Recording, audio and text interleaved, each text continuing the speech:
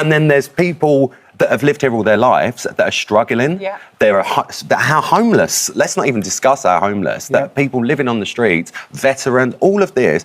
It's an important issue. You're right to be concerned about the homeless situation. I think it's a situation that is overlooked way too much. I rarely hear politicians talking about the homeless crisis. And when I do hear about it, it's Suella Braverman saying something quite offensive. Living in a tent has become a lifestyle choice. The reason why we have so many people that are struggling is because inequality in the UK is very high and it's getting worse. There has also been systemic failure to build enough properties, partly because of very old-fashioned planning permission system. And many of our builders, which we need to build these homes, were from the European Union, from places like Poland. After Brexit, they left, and now we have a shortage of builders, which is great because we've got a bloody housing crisis. I believe that something major needs to be done about this. The money that it's costing us.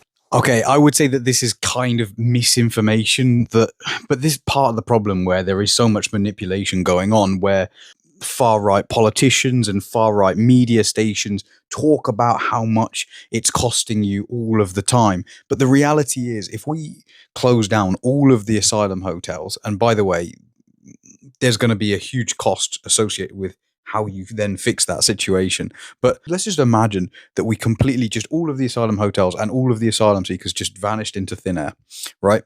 That would save us around £3.1 billion a year. Okay, our deficit, which is the amount of money our country is losing as of last year, was over £130 billion. Like, don't get me wrong, it's really an inefficient way of housing people, to house them in hotels. That is a really inefficient usage and allocation of funds. There have got to be more affordable ways of housing people than to put them in hotels.